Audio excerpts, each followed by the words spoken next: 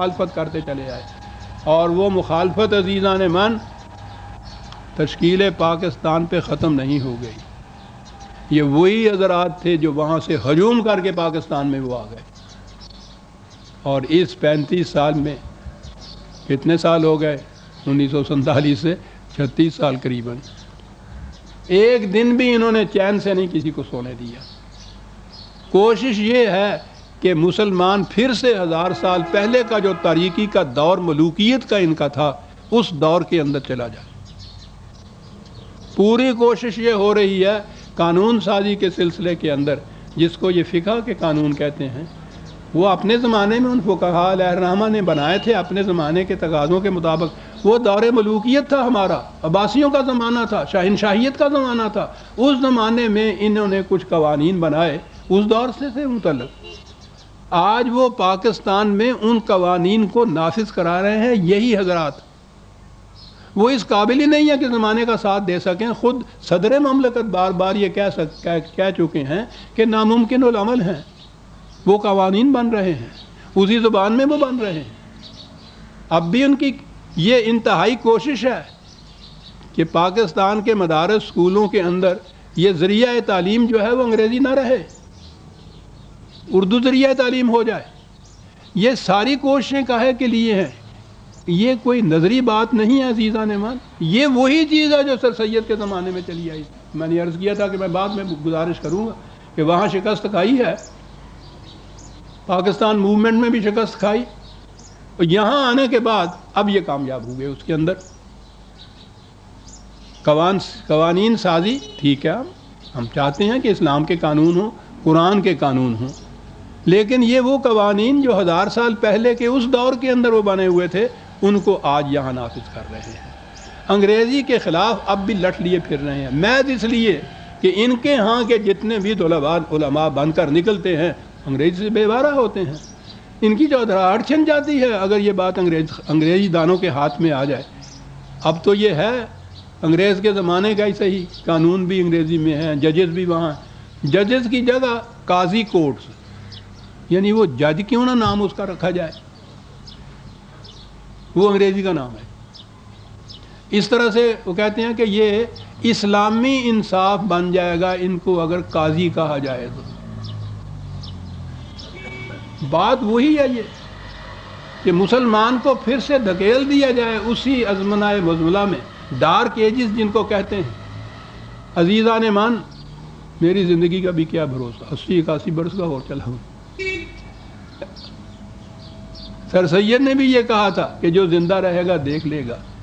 اگر یہاں یہ کوششیں کامیاب ہوئیں کہ قوانین یہی قائم رہے، انگریزی کو دیس نے کالا دے دیا گیا آپ کے ہاں کے طلباء کے مدرسوں سے، درسگاہوں سے، یہ سارا کچھ عرصے کے بعد آپ دیکھیے گا کہ آپ کی پوری قوم اسی ازمہ مزملہ ڈارک ایجز کے اندر پھر سے پہنچ جائے گی جہاں سے نکالا تھا اس پوری تاریخ نے آپ کو۔ دنیا میں نہ آپ کسی کی بات سمجھ سکیں گے، نہ آپ کی کوئی بات سمجھ سکے گا۔ اور یہ ٹیکنالوجی جسے آج باقی قومیں تو یہ کہہ رہی ہیں نا کہ پاکستان سے ڈر لگتا ہے کہ یہ 7 ایٹم بم بنا لے گا، اور ہم کہتے ہیں کہ ہم تمہارے ہمارا بم اگر بنے گا بھی تو تمہارے خطرے کے لیے نہیں ہوگا۔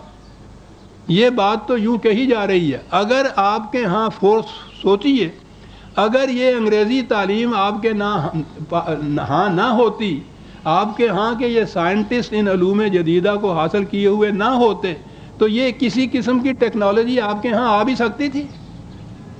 آج بھی عرب ممالک کے اندر کوئی ایک پیدا نہیں ہو رہا۔ یہ صرف اس کا صدقہ ہے۔ عزیزان من، یہ نہیں کہ مجھے انگریزی سے کوئی خاص محبت ہے، وہ اتفاق ہے کہ دنیا میں اس وقت علوم جو ہیں عام طور پر یا تو خود ان لوگوں کے تحصیل کردہ ہیں یا باقی دنیا کے علوم کو انگریزی زبان میں انہوں نے ترجمہ کر لیا ہے۔ یہ تو ہماری خوش قسمتی ہے کہ اتنا بڑا علوم کا خزینہ آپ کو بنا بنایا مل رہا ہے۔ آپ اپنے آپ کو خود دروازے بند کر رہے ہیں اپنے سامنے ان علوم کے آگے سے۔ ایک زبان آپ کے ہاں اگر یہ نہ رہی تو یاد رکھیے یہ سارے علوم جو ہیں ان سے آپ محروم ہو جائیں گے صاحب، اور آپ کے اپنے ہاں تو کوئی کسی قسم کی تحقیق و ایجاد ہوئی نہیں ہے، تو کہاں ہوں گے آپ کھڑے؟ وہیں جہاں باقی مسلمانوں کے ممالک ہیں۔ یہ قوانین جو ناممکن العمل جن کو قرار دیا جا رہا ہے، وہ قوانین جو قرآن کے بھی خلاف ہیں، زمانے کے تقاضوں کا ساتھ نہیں دے رہے، دنیا ان کو دیکھ کے بھی ہنس رہی ہے۔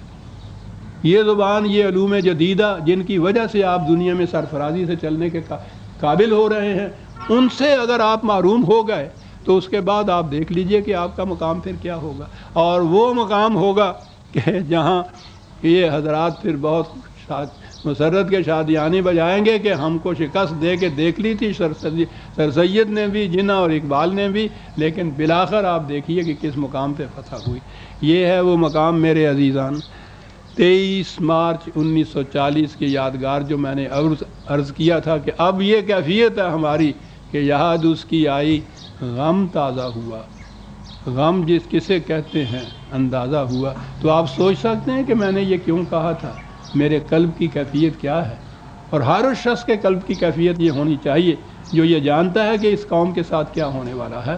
تو عزیزان من، قوم کے دانشوروں سے میری التماس یہ ہے کہ وہ اسے غور کریں، وہ سر سید کو صرف اس دور کا ایک لیڈر نہ سمجھیں، اس کے نکات پہ غور کریں کہ کتنی اہم باتیں تھیں جو 2 باتیں وہ کہہ گیا۔ تاریخ پاکستان پہ یہ نہ کہیں کہ ایک خطہ زمین صرف حاصل کرنا تھا، ہم نے حاصل کرنا تھا خدا کی کتاب کی حکمرانی کے لیے ایک خطہ زمین، اور دنیا کی قوموں کی صف میں کھڑے ہونے کے قابل ہونے کے لیے ایک خطہ زمین، بلکہ اس کی امامت۔ اقبال نے تو یہ کہا ہے کہ مومن بالائے ہر بالا ترے، غیرت او برنا تابد ہم سرے۔ مومن تو ہر بالا تر سے بھی بالا تر ہونے کے لیے انتم الاعلون قرآن نے کہا ہے، سب سے بلند۔ مومن کی غیرت تو کسی کے ساتھ ہم دوست چلنے کو بھی گوارا نہیں کر سکتی، لیکن اگر آپ علوم جدیدہ، علوم فطرت، وہ جس سے نیچر کہا گیا تھا، ان علوم سے بے بہرہ رہے اس دور میں، جب اس دور میں حکومت قوت ساری ان علوم کی بنا پہ ہو رہی ہے، ان سے اگر آپ بے بہرہ ہو گئے تو عزیزان ایمان آپ کہیں کے نہیں رہیں گے۔ عربی حاصل کیجئے، آپ کے ہاں کے یہ جتنا اس قدر مفید لٹریچر ہے اس کو حاصل کی، لیکن یہ جو اتنا بڑا خزانہ دنیا کے علوم کا جن کی بنا پہ آپ دنیا کی قوموں کے ساتھ چلنے کے قابل ہوں گے، اپنے آپ کو اس سے محروم نہ کیجئے۔ یہ بہت بڑی سازش تھی ہندو کی، انگریز کی اور علماء کی، جو آج کارگر آپ کے ہاں اور بارآور آپ کے ہاں ہو رہی ہے۔ اللہ کرے کہ ایسا نہ ہو، خدا کرے کہ یہ 23 مارچ سن 40 کی تقریب کو اس کے بعد ہم پھر انہی آرزوؤں، تمناؤں، مسرتوں، نشاط انگیزیوں کے ساتھ میں نہ منائیں جن کی ساتھ اس کو ہم نے حاصل کیا تھا۔ یہ وہ دن 23 مارچ سن 40 کا میں نے عرض کیا ہے عزیزان من، میں چونکہ اس میں شامل تھا، شریک تھا، میں تو اس ٹرین میں ساتھ آیا تھا قائد اعظم کے، میں تو اس کمرے میں اس وقت ساتھ تھا جب وہ یہاں سے ٹیلی فون جا رہے تھے کہ نہ لیگ کا اجلاس قائم کرنا، بڑی مخالفت ہوگی، بڑی مایوسی ہوگی۔ وہ شاہ نواز تھے جو صدر تھے استقبالیہ کمیٹی کے، سر سکندر تھے یہاں جو مخالفت کر رہے تھے، قائد اعظم وہاں کھڑا تھا، مجھے سعادت حاصل تھی کہ میں بھی اتفاق سے وہاں پہنچا تھا۔ ایک ایک لفظ پہ وہ کہہ رہے تھے کہ کتنی مخالفت ہو، شاہ نواز ایک شخص بھی اگر اس پنڈال میں نہ آئے، جناح پھر بھی یہ جلسہ کرے گا، یہ ہو کے رہے گا۔ اور اس کے بعد انہوں نے ٹیلی فون پھٹ کر کے رکھ دی اور چلے گئے اپنے پروگرام کے مطابق وہاں جا کے سر سید ایک فرد، پھر یہ ایک فرد، اس ایک فرد کی آواز پہ لاہور میں جو حالت تھی، یہ 19 مارچ کے ہنگامے میں جو کچھ کیا تھا انہوں نے خاکساروں کے سلسلے میں، دہشت چھائی ہوئی تھی سارے لاہور پہ، سناٹا چھایا ہوا تھا، بالکل ویران ہوا تھا۔ یہ کافی کرفیو لگے ہوئے جیسے کہتے ہیں، مارشل اللہ لگے ہوئے، ان حالات میں جناح یہاں پہنچا تھا۔ اور 2 ہی دن کے بعد جب یہ جلسہ ہوا ہے، تاریخ میں اس کی مثال نہیں ملتی اس جلسے کی عزیزان ایمان۔ اس دور میں بھی 1 لاکھ سے زیادہ افراد موجود تھے وہاں، اور یہ ریزولوشن پاس کیا تھا۔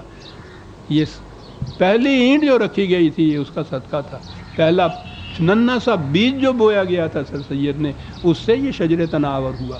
اس کی بھی اتنی مخالفت ہوئی، جناح اقبال تو اس کے بعد چلے گئے تھے، جناح نے اور اس کے ہم نواؤں نے اس مخالفت سے مرعوب نہیں ہوئے اور آگے بڑھتے چلے گئے۔ اور اس میں پھر وہی بات ہے، اس انگریزی زبان کا اور علوم جدیدہ کا بڑا حصہ تھا جس کی وجہ سے انہوں نے جا کے انگلستان تک میں اس کا مقابلہ کیا سب، ورنہ ہندو ہمیں کھا گیا تھا، انگریز ہمیں پیٹ گیا تھا، یہ سب کچھ۔ آج اس کو ریپیٹ نہ ہونے دیجیے عزیزان مان. میں نے جیسا عرض کیا ہے میری